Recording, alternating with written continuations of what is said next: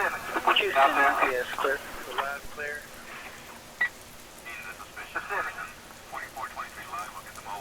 On the intercom. C7? Yes, ma'am, we'll be clear, and 233 will be clear on the N4 E. Edward, and so we both be at 50. November 15th, 2028. 2 months after the first shots, the map still bled in new places every day. Cities once considered safe now glowed with smoke on every screen. Roads were broken, bridges collapsed, and the constant hum of drones patrolling the skies reminded everyone that the war was no longer a distant news story. It had become a calculus of attrition, of logistics and momentum, of answers measured in tons and hours rather than in bravery alone. Across the Atlantic, NATO forces had dug in, holding key positions against a relentless push. Russia had advanced where they could, claiming towns and supply routes. China had joined the fray in ways the world had only feared, sending commanders and units to test the limits of Western defenses. Every day was a balance of who could endure longer, who could supply faster, who could recover while the other faltered. And then there was him. A commander taken from the Chinese lines, captured during a skirmish that should have been minor. He had been trained to lead, to fight, to believe in the supremacy of his nation. But now, he walked through a part of the enemy's territory he had never been meant to see. His boots echoed on concrete floors that seemed endless. The air smelled of oil and metal, of sweat and something more. Discipline, precision, and preparation unlike anything he had imagined. He was not the first to laugh when analysts back home called the opposite stronghold soft, underfunded, overstretched.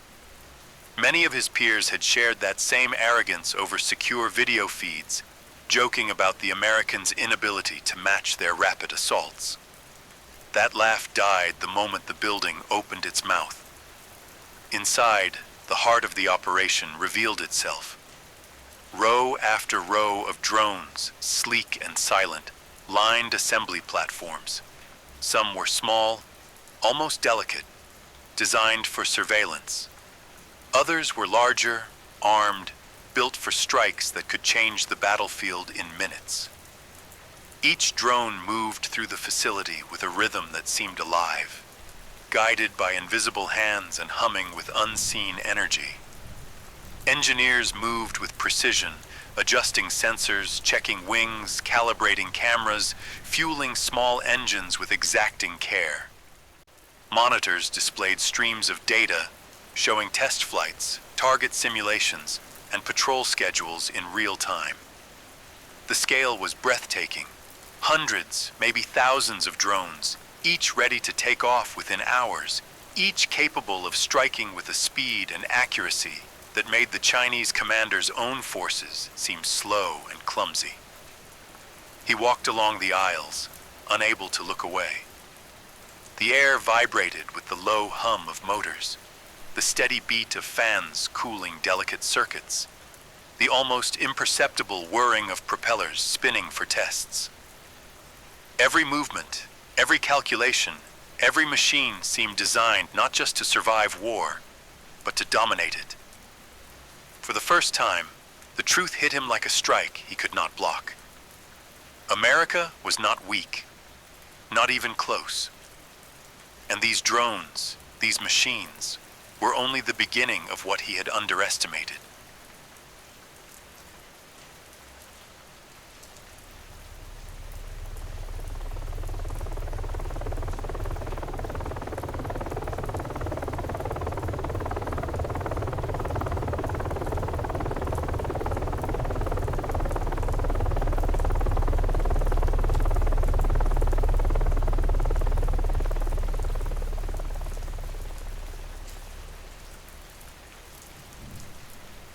The commander had never seen anything like it.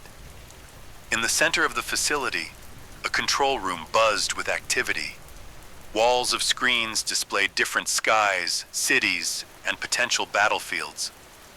Dozens of drones moved across the monitors, each one performing tests and simulations, as if preparing for a war that had already begun. Some drones were small and nimble, like the RQ-11 Raven, used for reconnaissance missions close to enemy lines. They lifted effortlessly into the air, sending live video feeds back to the operators. Tiny rotors whirred as the Raven circled mock buildings, scanning rooftops, windows, and streets. Larger drones, like the MQ-9 Reaper, sat ready on the far side of the room. These were armed, capable of carrying precision payloads, and could fly for hours at high altitude, watching, tracking, and striking from a distance. He watched a Reaper simulate a strike on a digital target, its laser designator glowing briefly before the system confirmed a perfect hit. Operators moved with practiced efficiency.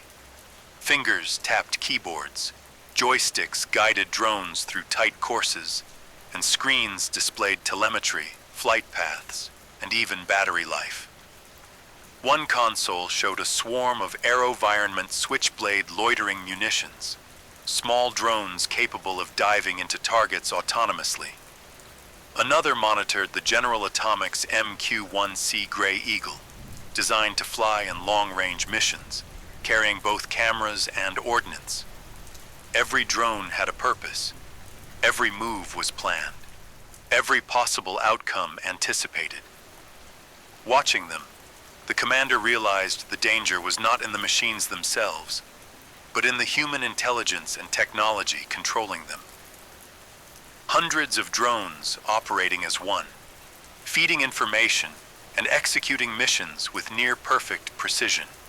He remembered the boasts from his own command, claims of speed, efficiency, and tactical superiority.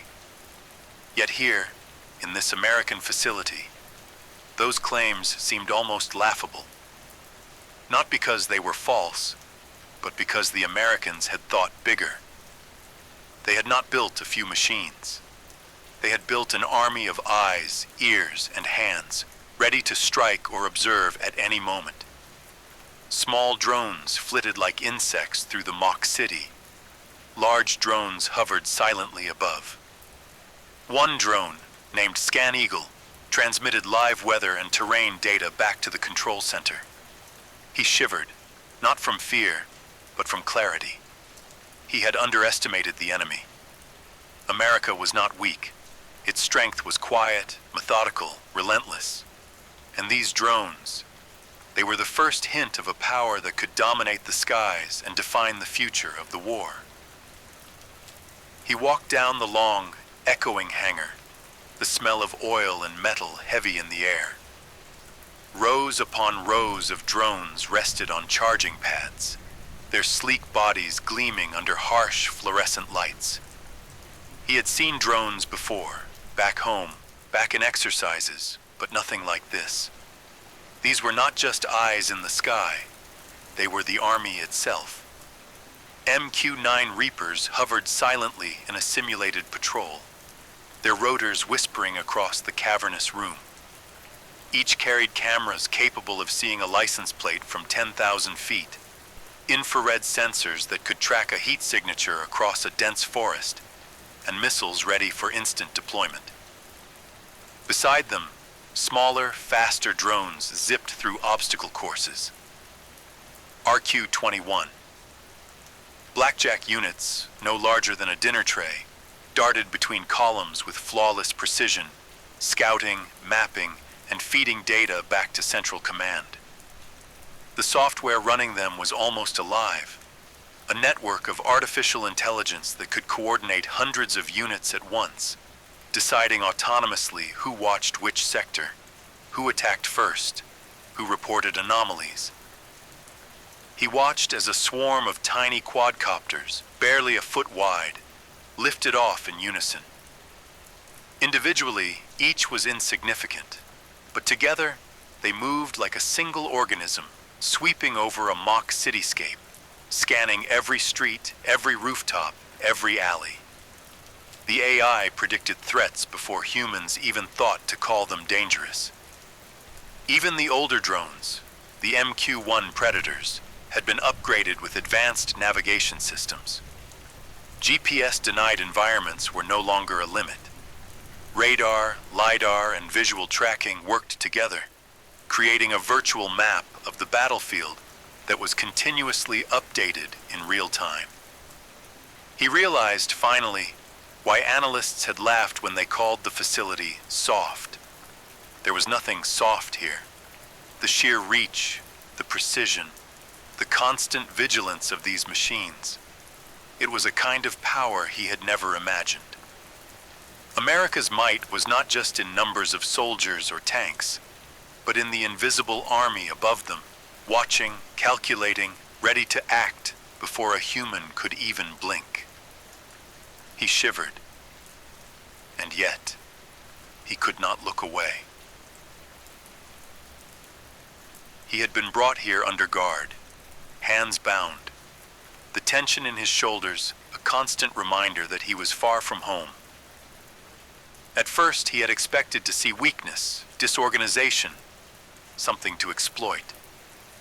But as the doors of the hangar opened, he froze.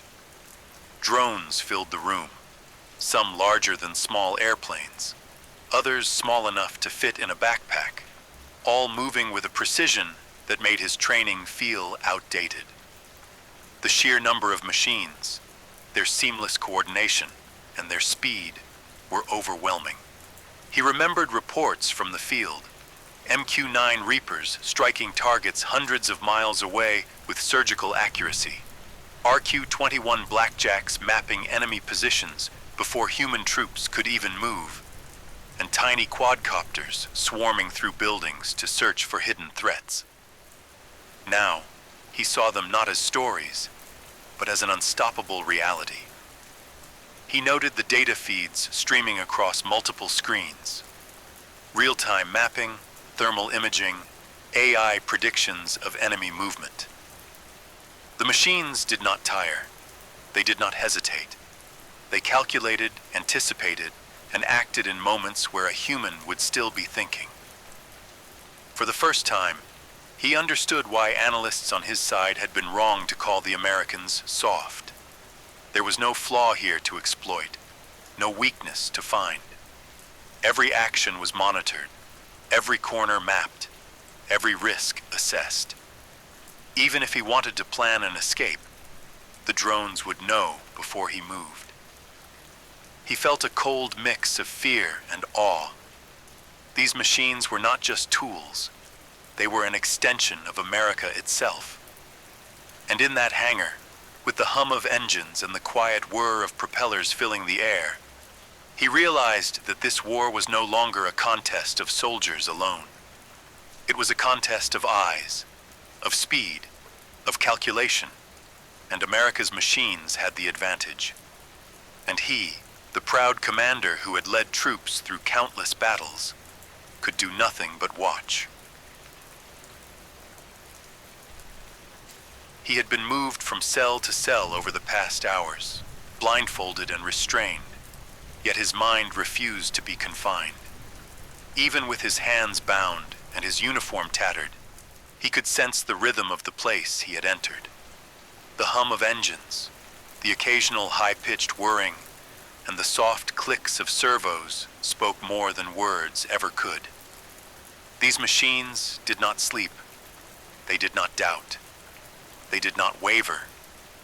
When the blindfold was finally removed, the reality struck him like a storm.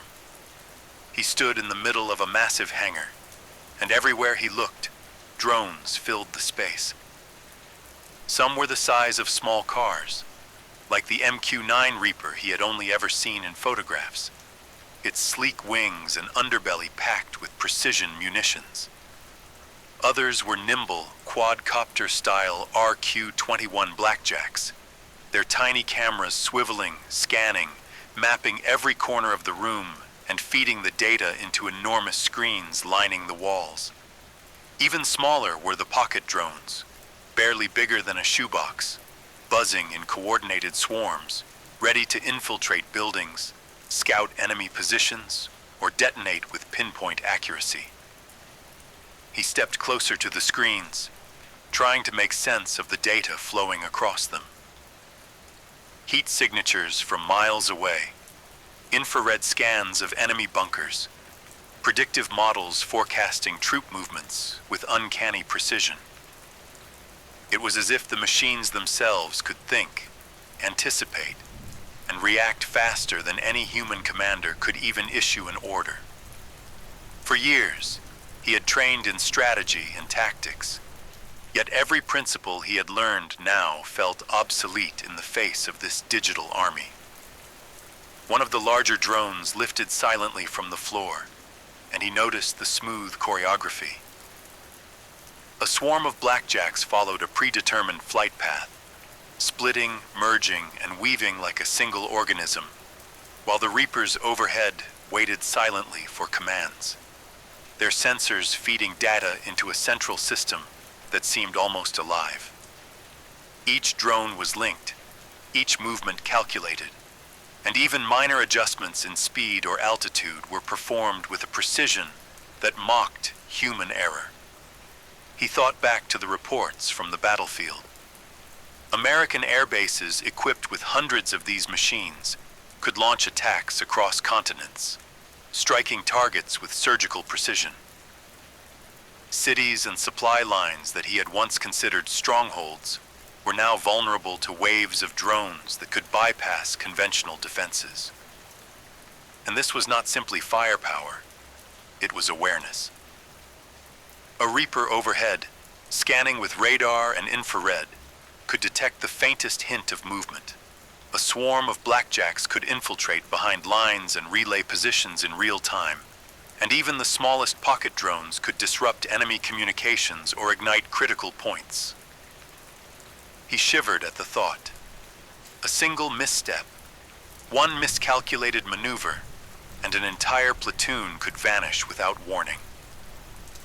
He realized that the war he knew, the kind where bravery, numbers, and luck could tip the scale, had changed. Bravery alone could no longer save a soldier.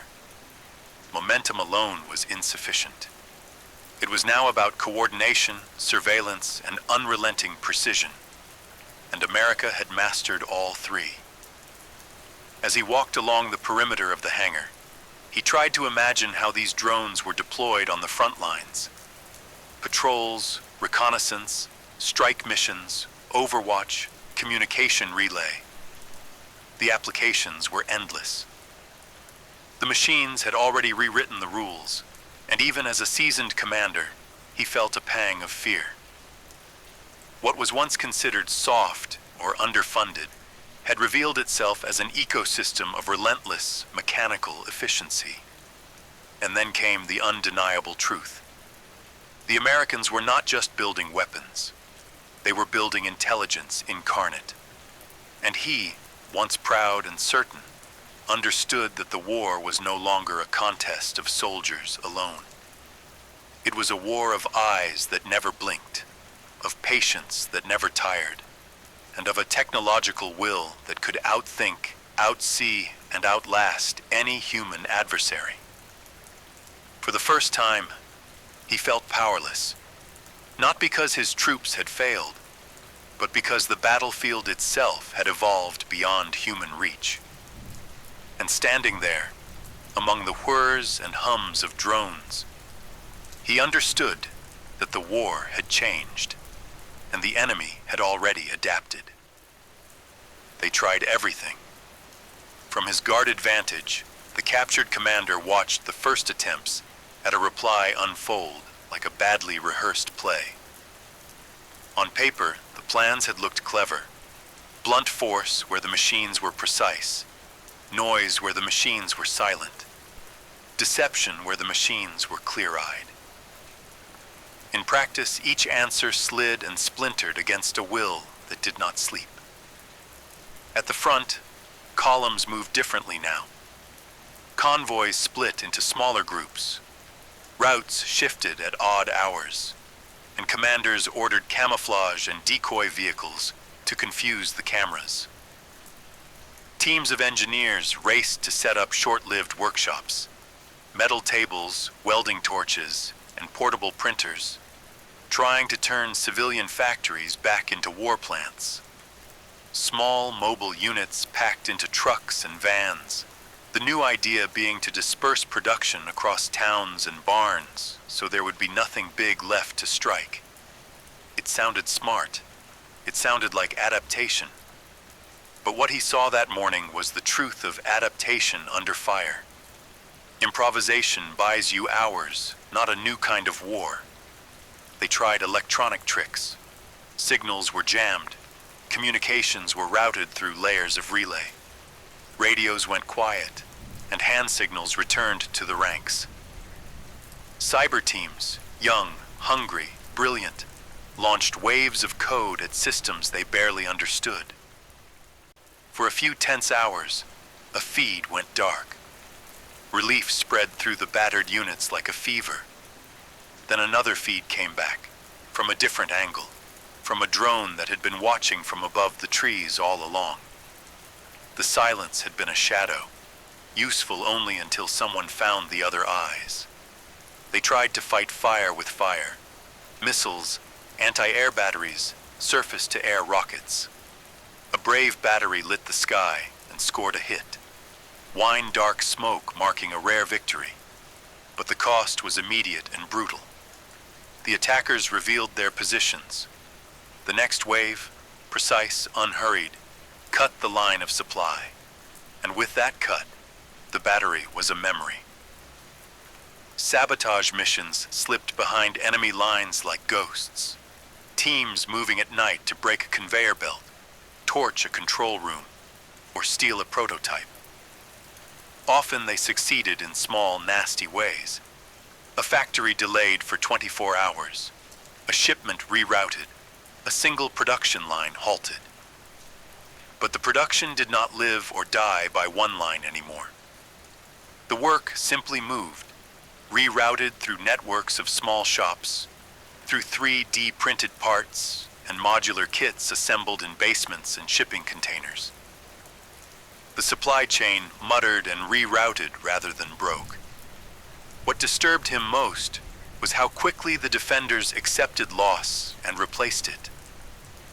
Where once an airfield destroyed would mean weeks, then months of recovery, now a dozen smaller workshops would feed parts, and a new drone would roll off a pallet. Engines tested, sensors aligned. The scale was not one factory. It was a system that changed shape when attacked. Propaganda and morale operations tried to blunt the fear. Leaflets, radio broadcasts, whispers of a turning tide. Soldiers needed to believe that victory was near. For a while in mess tents and command posts, men clung to those stories. Then the sky answered. A single strike, accurate and cold, erased a rumor and a platoon both. They tried to mimic the enemy on a cheap scale. Clusters of simple machines bought online, hacked hobby drones repurposed for scouting. Those experiments yielded brief, chaotic success. A town watched, a road reported, a patrol warned. But mimicry without the invisible network that fused sight to decision was like holding a single eye against an entire orchestra of senses. It could glimpse, but it could not understand the whole. The commander had expected a grand confrontation, clashing armies, decisive battles. Instead, he watched a slow erosion. The coalition's answers were brave, resourceful, often inspired. But each measure answered only one facet of a problem that refused single solutions. The American system did not collapse with hits. It flowed around them. It replaced, rerouted, and fed itself from many small sources instead of a few great ones. By dusk, the field was quiet, but not safe. The commander could feel the logic of the day settle in his chest like a stone. The war had shifted from singular blows to endless attrition. Only now the attrition was run by machines that did not grieve, that did not tire, and that could be rebuilt from 1,000 harmless parts in a dozen different barns. He had seen courage and cunning. He had seen sacrifice and cleverness. What he had not seen, what his side had underestimated, was an industrial reflex that turned loss into motion, that fed a war with 100 small hands rather than one great arm. They had tried to answer. The answers were clever. They were brave. They were insufficient. Winter had crept across the northern hemisphere, frosting rail lines and turning rivers into glass. From his confined vantage, the captured commander could see the unmistakable signs. America was reaching outward, carrying the war into enemy territory with a quiet, relentless precision. It was not fanfare, not parades or grand speeches. It was measured, calculated, and terrifying in its simplicity. The operations began in the dead of night. Drones, scouts, and small strike units moved in waves that seemed invisible until they struck. Factories once thought safe, military depots deep in Siberia, and industrial hubs along the Yangtze were no longer sanctuaries. The machines had learned the rhythm of their work. The humans defending them could not. He watched convoys reroute frantically, trying to stay ahead of attacks that came from multiple directions at once. Smoke rose from supply yards and ammunition depots, while smaller factories that had managed to survive previous assaults were now targeted not in brute force, but through disruption. Communications networks were severed in ways that no single engineer could repair in a night. Attempts at retaliation were desperate and chaotic. Russian and Chinese units tried counter-drones, electronic jammers, and scattered ambushes. For a moment, the defenders believed they had found a way to slow the onslaught. A lucky strike, a short blackout, a downed drone. The hope, however, was brief. The Americans adapted instantly. Where one drone fell, 3 more appeared, each more coordinated than the last. The machines seemed to anticipate the reaction before it even occurred. The commander noted the psychological toll. Soldiers were exhausted, commanders were tense, and morale wavered under the constant hum of invisible observers.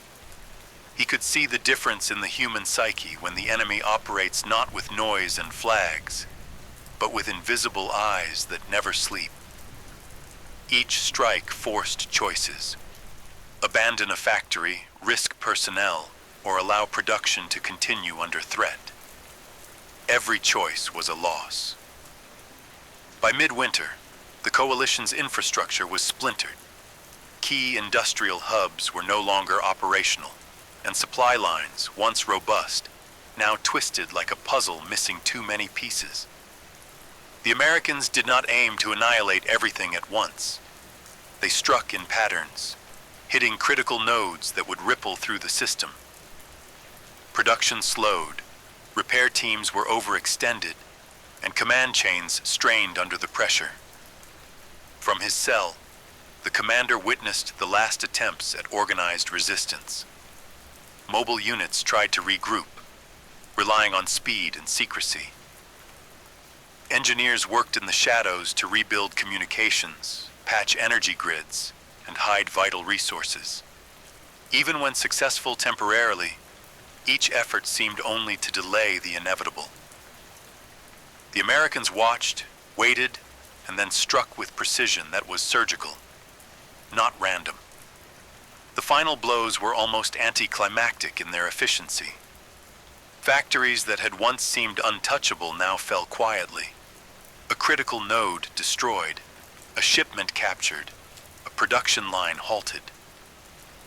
There was no dramatics, only the cold arithmetic of disruption. What remained was a fragmented network barely holding together, feeding itself from scattered pieces instead of the centralized power it had once wielded. The commander understood then the ultimate lesson.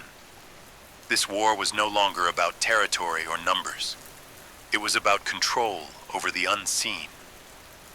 The Americans had learned to fight through systems, to dismantle not armies, but the infrastructure that sustained them. The coalition could respond, they could resist, they could adapt. But the final reach of this relentless machine was shaping the battlefield itself, leaving nothing safe, nothing permanent, and no margin for error. By the time winter began to break, the American operations had achieved what seemed impossible. The coalition's industrial backbone had been shattered, its ability to sustain prolonged resistance crippled. From his cell, the commander realized that what he had witnessed was more than warfare. It was the unveiling of a new form of power, precise, patient, and unstoppable. The strike was not loud, but it was absolute, and the commander, once confident in his own side's might, could only watch, trapped in the proof of how decisively a nation could wield the quiet force of industry and intelligence. Spring came slowly, melting the frost, but leaving the scars of winter clearly visible. From his confined vantage, the captured commander could reflect on what he had seen, what he had underestimated, and what no one in his nation should ever ignore again. America had fought a war unlike any he had imagined. Not with overwhelming tanks rolling across fields or endless waves of soldiers, but with precision, ingenuity, and quiet persistence. Factories, supply lines, even the most secure military complexes, nothing was beyond reach. The war had been fought not just with weapons, but with systems, intelligence, and the unyielding rhythm of logistics. He thought about the drones, the unseen eyes that had reshaped the battlefield. How quickly they had adapted to every countermeasure, how effortlessly they struck at the heart of production and coordination. He remembered the moments of panic among his own forces, the frantic attempts to respond, the small victories that evaporated in the face of relentless precision. It was a lesson written in fire and silence. The power of a nation is measured not only by soldiers or tanks, but by the strength of its infrastructure, its planning, and its capacity to innovate under pressure. And yet, it was not the machines alone that had won the day. It was the people behind them. Engineers, pilots, analysts, operators, all synchronized in purpose. America's strength had revealed itself as a combination of human skill and mechanical reach, each amplifying the other. No matter how much the coalition had tried to strike back, the response was always one step behind. Never enough, never on time. The commander realized something profound. This war had not been about conquest alone. It had been a demonstration of enduring capability. A warning to those who believed that sheer numbers or old tactics could outmatch a nation prepared to leverage every asset it had. Underestimating America had been a mistake his leaders would never recover from, and one he, in his own way, would never forget. He looked out at the remnants of the battlefield, at the silent factories and fractured supply routes. The lesson was clear. In modern war, the balance of power was not measured by borders alone, but by knowledge, readiness, and adaptability. The coalition had failed not because they were unskilled, but because they had misjudged their opponent's reach and resilience. As he awaited the next steps in his uncertain fate, the commander knew that the story of this war would echo long after the last drone had returned to base. It would be told not in victories of single battles, but in the quiet efficiency that had dismantled entire systems, leaving an indelible mark on history. And in that silence, one truth stood stark. Never underestimate America. Never assume a nation's strength is only in its soldiers, its weapons, or its numbers. True power lies in vision, preparation, and the relentless execution of strategy. Those who forget this lesson risk everything, for in the modern world, wars are won not just on the front lines, but in the mind, the factory, and the unseen networks that keep a nation alive and unyielding. The commander understood at last that he had witnessed a force both terrifying and extraordinary, a nation's full potential laid bare, and a reminder that some powers are quietly, almost invisibly, unstoppable.